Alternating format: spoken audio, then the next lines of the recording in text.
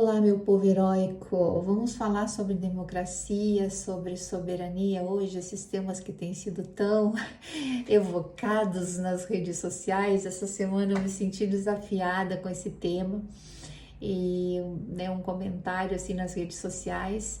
E eu não gosto assim de discutir achismos, né? Eu falei, eu acho que eu vou dar uma refletida nos conhecimentos, nos escritos que existem sobre o tema, que eu acho que é o melhor que a gente faz, né?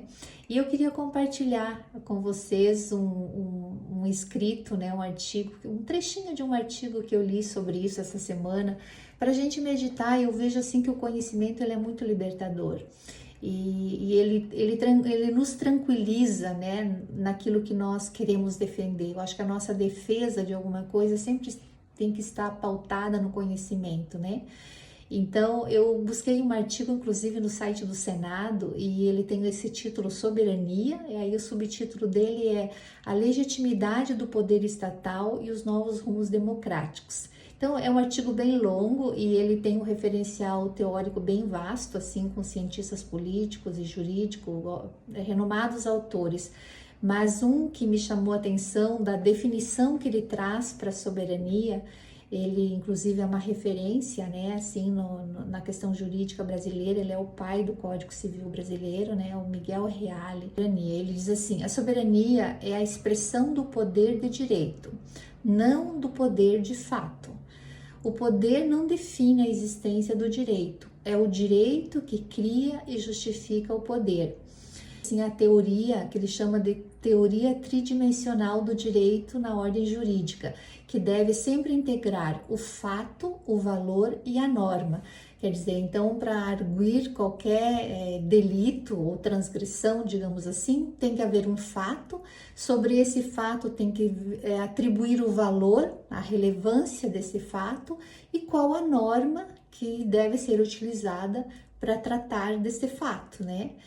E aí ele segue dizendo, o poder é uma condição de atualização plena do direito, porque é uma condição essencial à integralização jurídica da sociedade, sendo por conseguinte uma exigência do direito de que não pode se erguer contra o direito. Então ele fala que existe uma exigência de que o direito não pode se erguer contra o próprio direito, né?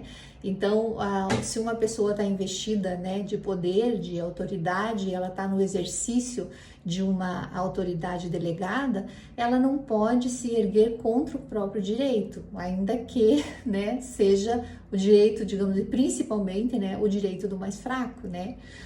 Então ele segue dizendo ainda, é pelo poder que se concretiza o direito particular dos grupos, né? Então ele está relacionando ao direito de pessoas, de grupos, né? E é pela soberania que se realiza o direito do povo ou da nação.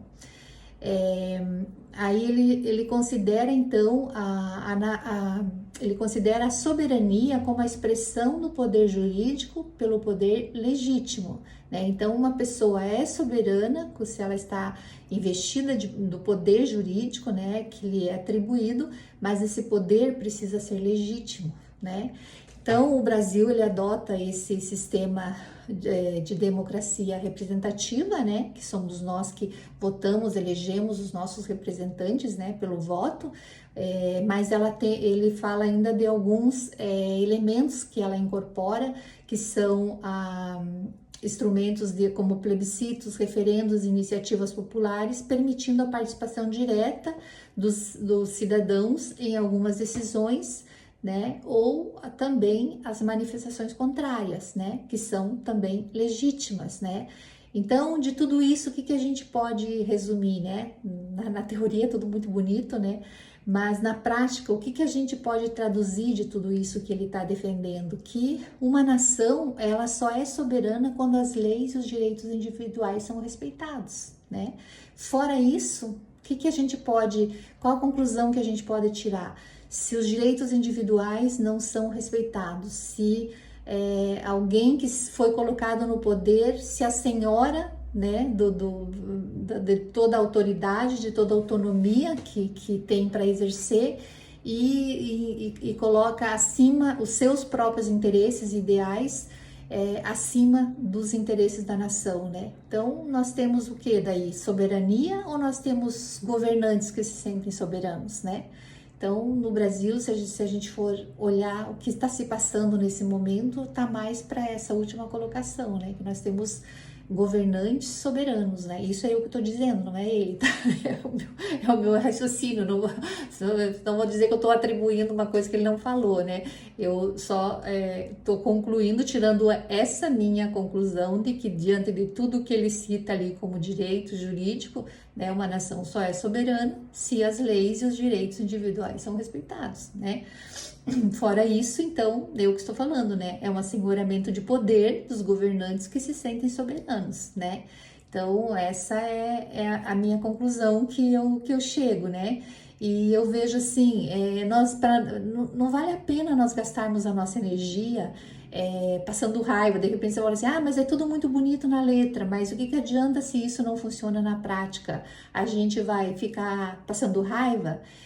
Eu penso o seguinte, a Bíblia diz assim, lá no livro de Oséias, o profeta diz assim, Oséias 4, versículo 6, o meu povo foi destruído porque lhe faltou o conhecimento. Porque tu rejeitaste o conhecimento, também eu te rejeitarei, para que não seja sacerdote diante de mim.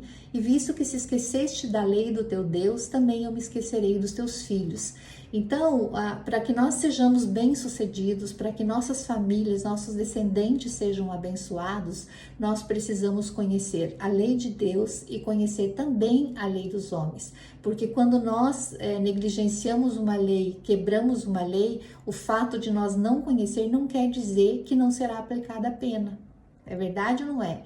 Então é assim, nós precisamos começar de dentro para fora a transformação do Brasil como indivíduos, né?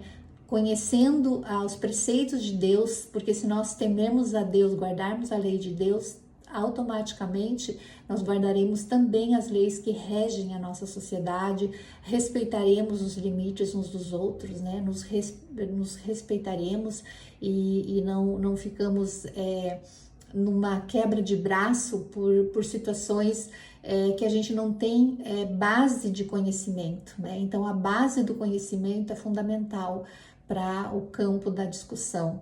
Então é isso que eu queria compartilhar com vocês, espero que né, seja útil, né, para a gente pensar em tudo que está acontecendo e nos voltarmos para Deus e buscarmos o conhecimento, porque verdadeiramente o conhecimento é libertador.